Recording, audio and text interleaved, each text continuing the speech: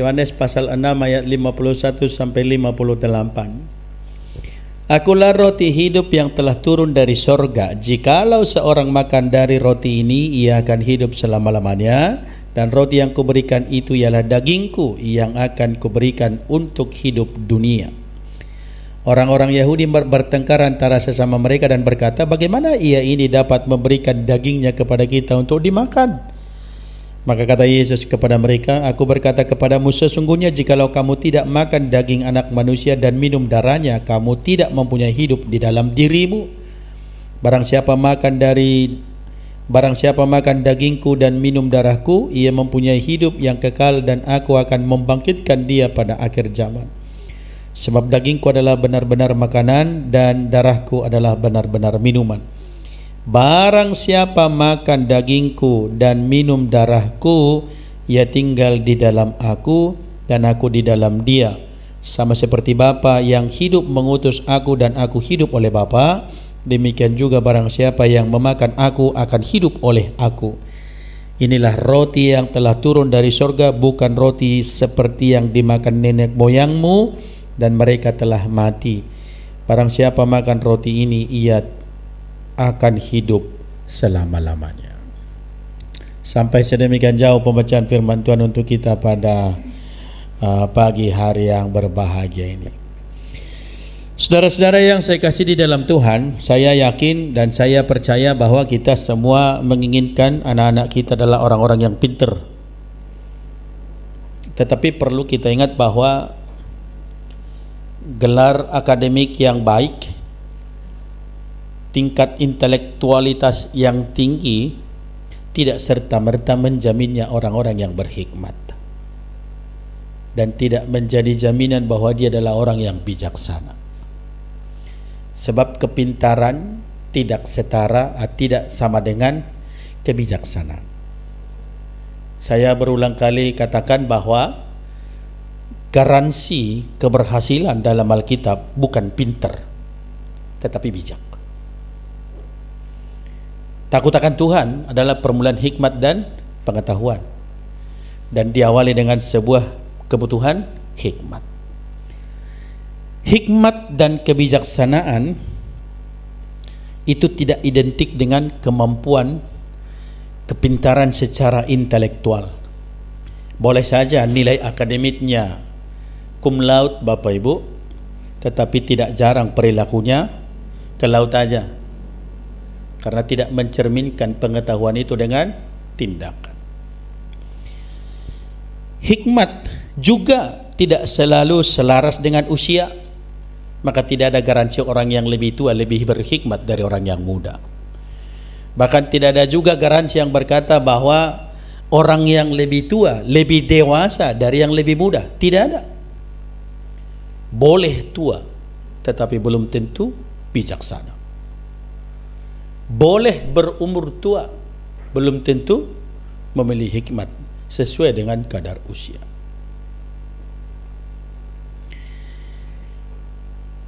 Oleh karena apa, saudara-saudara? Sebab hikmat adalah karunia rohani yang Tuhan beri. Itu didapat hanya dengan dia dekat dengan Allah, melekat dengan Tuhan, dan itu adalah anugerah cuma-cuma. Itu yang digariskan Alkitab buat kita bahwa takut akan Tuhan, permulaan hikmat. Maka bagaimana seseorang bisa disebut bijaksana dan berhikmat ketika dia hidup dalam takut akan Tuhan? Kepintaran tidak sama dengan kebijaksanaan. Manusia tanpa hikmat akan hidup dengan semaunya sendiri, tidak peduli akan orang lain, dan akan hidup egois. Maka fokus pada kekuatan dan kemampuan sendiri, serta mengabaikan hal-hal yang tidak selaras dengan pikirannya, bahwa dianggapnya itu sebuah kesalahan. Maka orang yang merasa pintar, maka akan pintar menghakimi orang, menilai orang, tetapi dia akan sangat bodoh menilai dirinya sendiri. Yang tidak pas dengan pikirannya adalah sebuah kesalahan. Orang-orang Israel berpikir sama, saudara. Pengetahuan mereka baik, ahli-ahli Taurat pengetahuannya baik, orang-orang Farisi pengetahuannya baik, tetapi pengenalannya akan Allah tidak baik. maka mereka menolak pengajaran Yesus. Ketika Yesus berbicara tentang roti hidup, banyak yang mereka ketahui, banyak yang mereka sudah tahu tentang Alkitab, tetapi tidak berarti mereka mengenalnya dengan baik. Maka saya katakan juga, saudara, tidak ada garansi jabatan kerohanian menjamin orang itu lebih rohani dari yang tidak menjabat. Tidak ada jaminan kalau pendeta lebih rohani dari jemaat.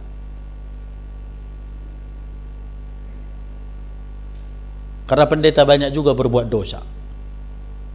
Saya mulai dari pendeta aja ya, daripada Bapak Ibu bilang pendeta juga. Pokoknya mulai dari pendeta aja, supaya fair kitanya.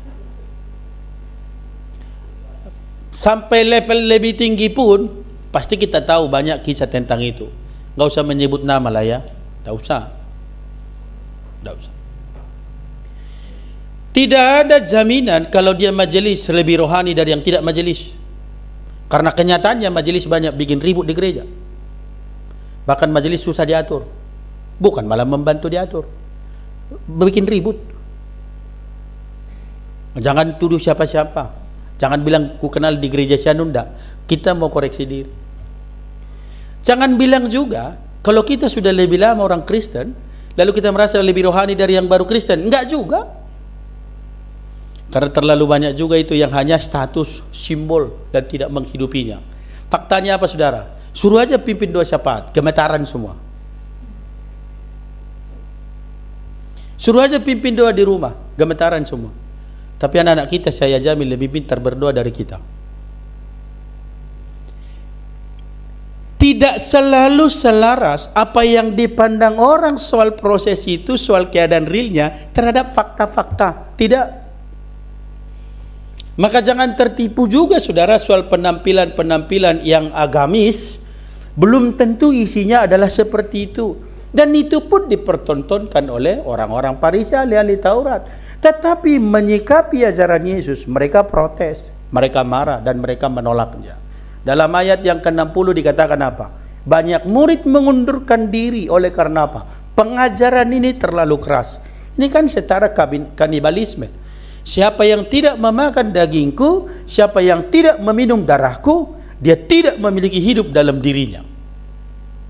Dan itu pengajaran yang terlalu sulit diterima oleh mereka yang tidak mengenal Tuhan dengan baik. Saudara, Yesus berbicara tentang roti.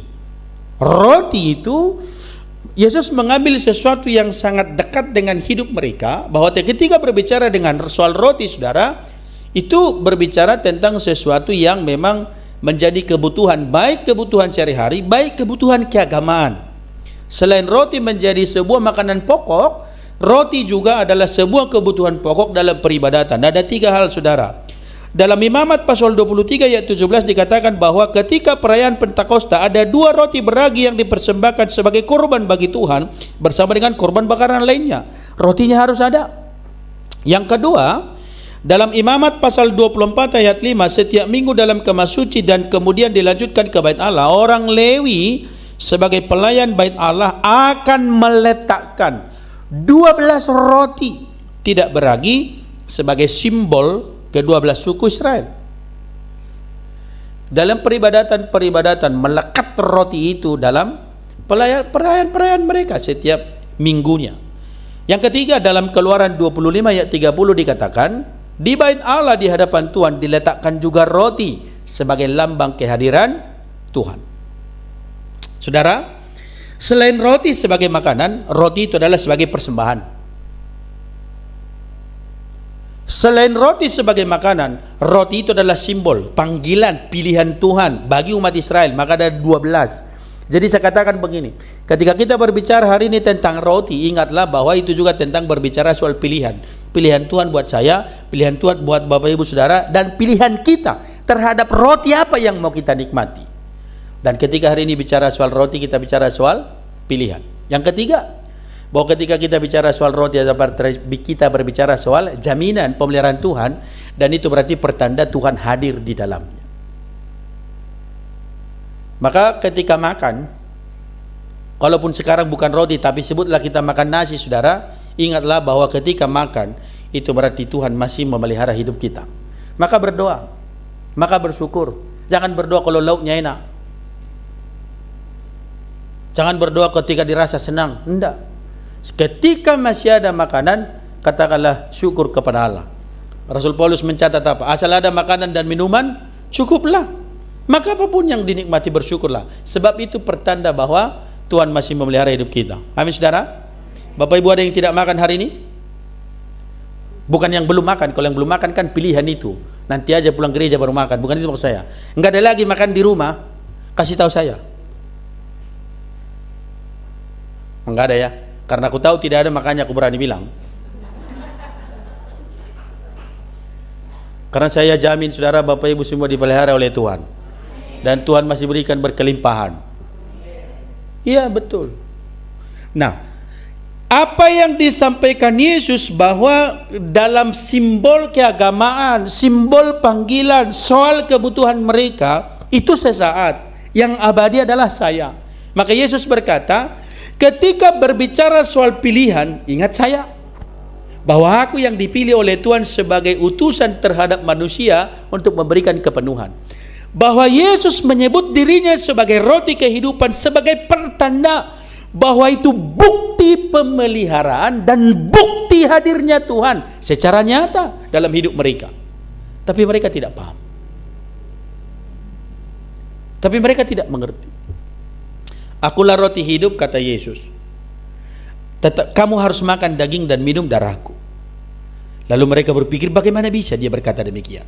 Dan terlalu sulit bagi mereka untuk boleh melihat bahwa Yesus itu adalah utusan Tuhan, Yesus itu adalah utusan Allah, Yesus itu adalah Allah yang menjelma jadi manusia untuk menyatakan segala kepenuhan dan jaminan bagi mereka, yang menyatakan penebusan, pembebasan dan memberikan segalanya bagi mereka, dan terlalu sulit bagi mereka untuk menerimanya. Sebab apa? Pikiran, bukan hati. Menerima Tuhan bukan soal pikiran saudara, tetapi soal hati. Ketika firman Tuhan hanya sebatas pengetahuan, ingatlah iblis lebih tahu banyak dari kita. Tetapi menerima soal kebenaran firman adalah soal hati yang terbuka untuk diubah oleh Tuhan. Amin saudara. Nah, Yesus berkata bahwa akulah roti hidup yang turun dari sorga. Itu diri Yesus, itu yang dinyatakan. Maka bagaimana seseorang bisa dan mampu menerima segala kehidupan itu? Terima Yesus, makan dagingnya, minum darahnya. Saudara bisa bayangkan sekarang makan darahnya, minum darahnya, makan dagingnya, minum darahnya. Jangan bapak ibu bayangkan sedang dibikin babi guling lalu ambil sedikit-sedikit celup-celupkan ke bumbunya. Bukan itu. Itu konsepnya orang Farisi, maka mereka menolak Yesus. Tetapi Yesus dengan firman dan segala pengajarannya adalah satu kesatuan yang harus kita terima, sehingga bukan kita makan daging, tetapi makan semua kebenaran firman, dan itu yang harus dihidupi. Orang-orang Israel bangga saudara oleh karena apa? Nenek moyang kami telah makan manna di padang gurun selama 40 tahun. Itu roti yang turun dari surga. Kata Yesus bukan. Sebab yang turun dari yang manna itu memang betul. Manna itu adalah sebagai bentuk jaminan pemeliharaan Tuhan atas mereka selama 40 tahun mereka makan itu terus. Saya tadi pagi bilang, kebayang gak ya sarapan hari ini pakai ikan teri, enak? Makan siang ikan teri, enak? Makan malam ikan teri, besok juga sama, besok sama, 40 tahun. Saya rasa setiap mili darahnya itu ikan asin semua, ikan teri semua. Bukan cuman bosan, kolesterol naik, baru tensi naik. Ada kolesterolnya ikan teri nggak?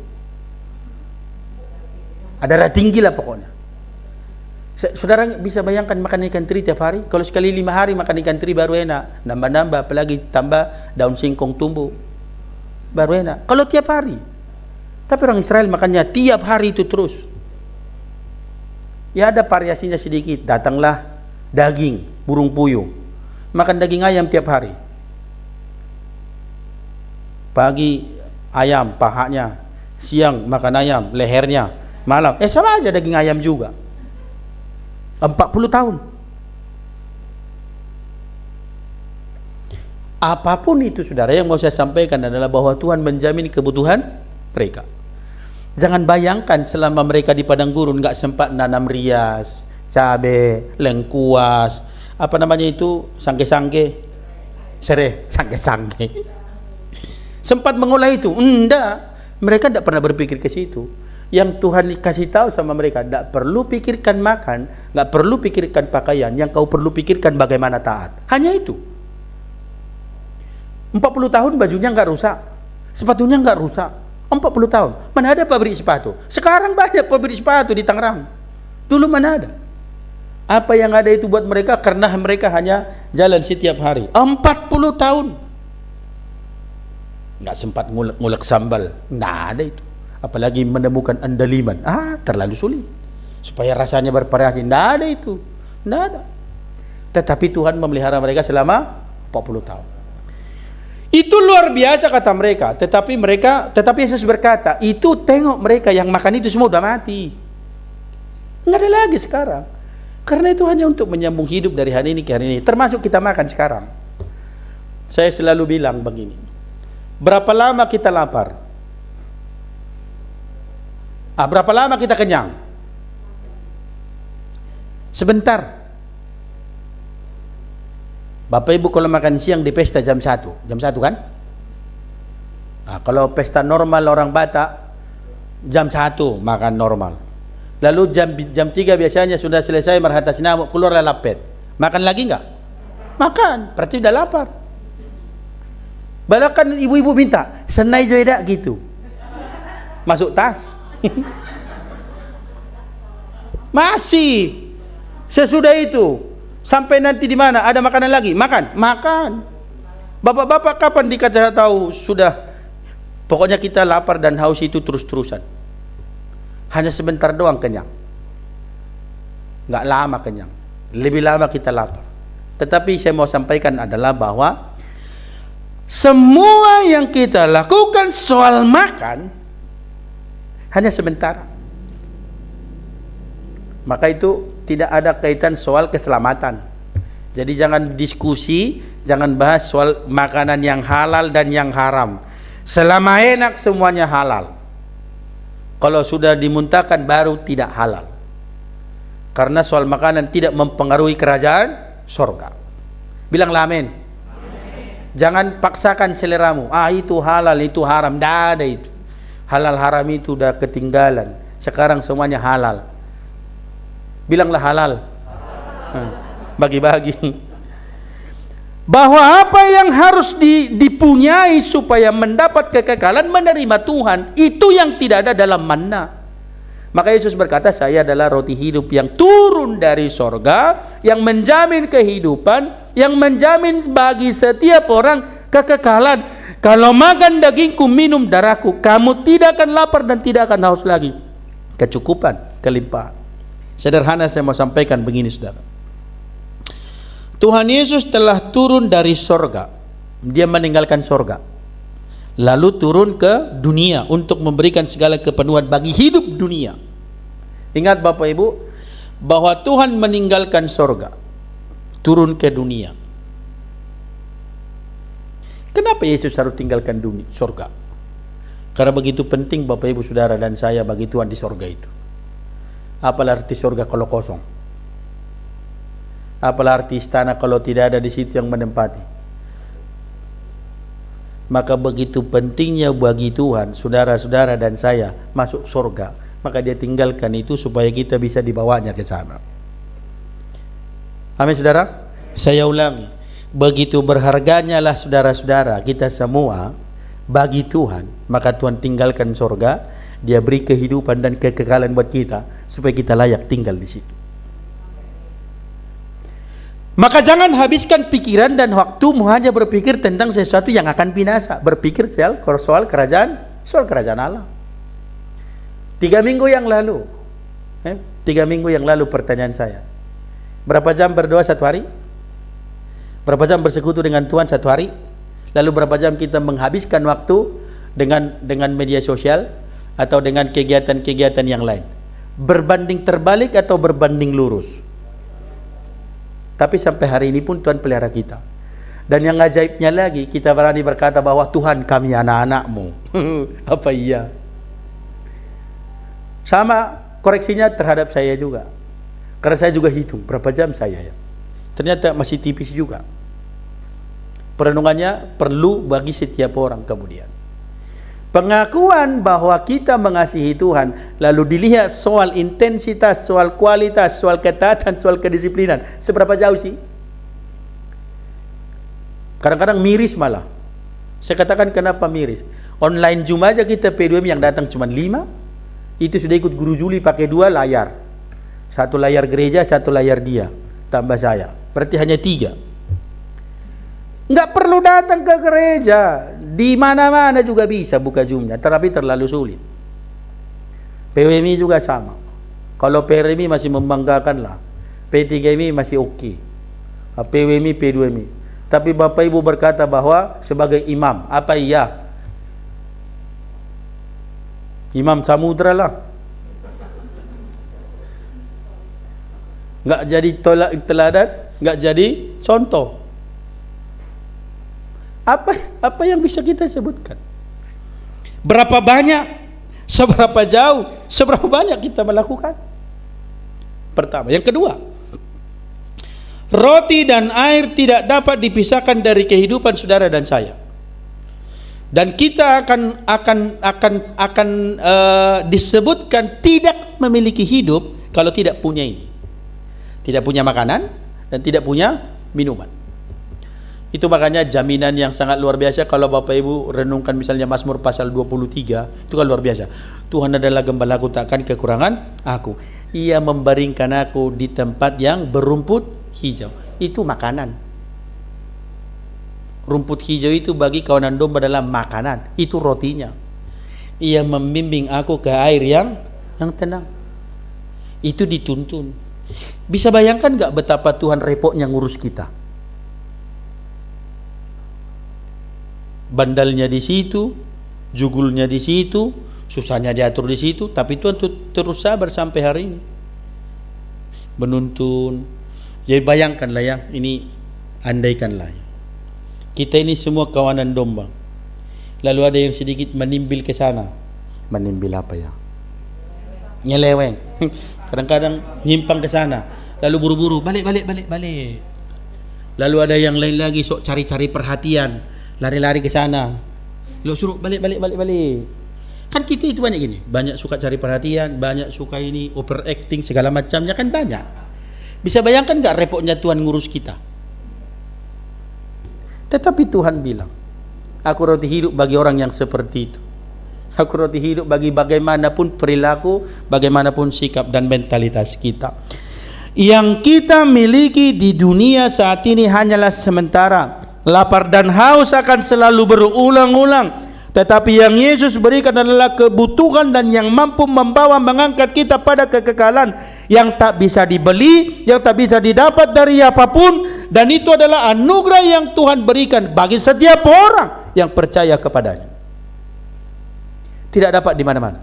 Jangan cari tokonya dimanapun, dan gak perlu cari di tempat manapun. Hanya tunduk dan taat, menundukkan kepala dengan segala kerendahan hati, meminta dan mengaku kepada Allah bahwa Dia sudah memberikannya. Pengorbanannya jelas, kematiannya di atas kayu salib, menumpahkan darahnya, memberikan segalanya, hidupnya, kematian Dia terima supaya saudara dan saya boleh mendapatkan kehidupan yang kekal. Tetapi sayang, terlalu banyak orang yang menolaknya dan tidak mau menerima roti itu. Lalu bagaimana untuk dapat menikmatinya? Saudara, Yesus berkata, kamu akan makan dan minum darahku, makan dagingku dan minum darahku.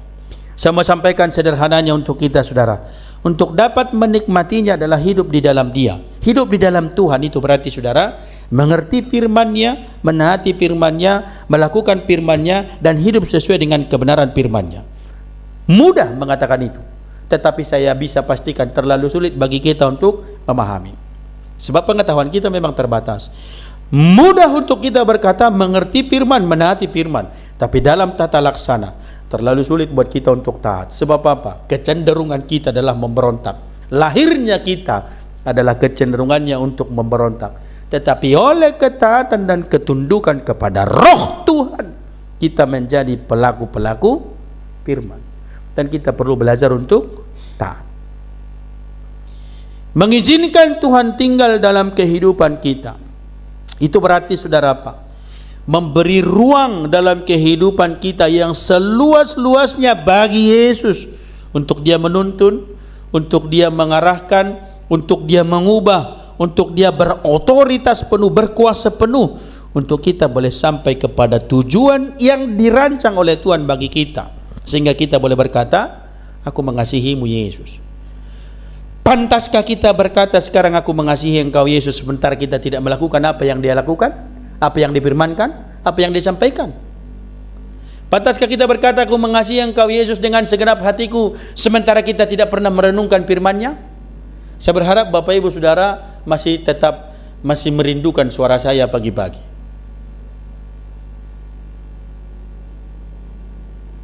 Kalau saya buat MP3 misalnya, karena saya pikir kadang-kadang membaca agak sulit, apalagi sudah kayak saya sedikit mulai rabun. Kalau pagi-pagi mau baca itu harus dipulos dulu beberapa kali, baru bisa kelihatan, baru dilirik lagi. Saya bisa bayangkan beberapa orang yang sudah seperti saya, apalagi itu cuma baca dari WA, maka saya buat MP3-nya, tinggal dengar aja. Bagaimana kita bisa berkata bahwa aku mengasihi engkau Yesus, sementara kita nggak cinta itu, nggak cinta firman-Nya, nggak cinta persekutuan, nggak cinta kepada Tuhan.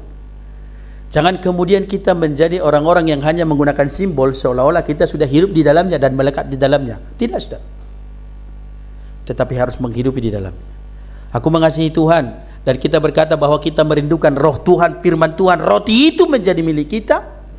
Jangan hanya inginkan rotinya tanpa mau taat dan tunduk terhadap apa yang diajarkannya. Itu boleh disebut sebagai pencuri. Pencuri itu apa, saudara? Mengambil sesuatu yang tidak melalui jalurnya. Lalu ketika kita menginginkan kehidupan yang kekalnya, maka ikuti proses yang Tuhan berikan. Makan dagingku, hidup di dalam aku, dan aku di dalam kamu. Saudara, saya percaya kita semua hari ini boleh berkata, aku mau mengasihimu Yesus dengan segenap hati, dengan turut firman. Amin.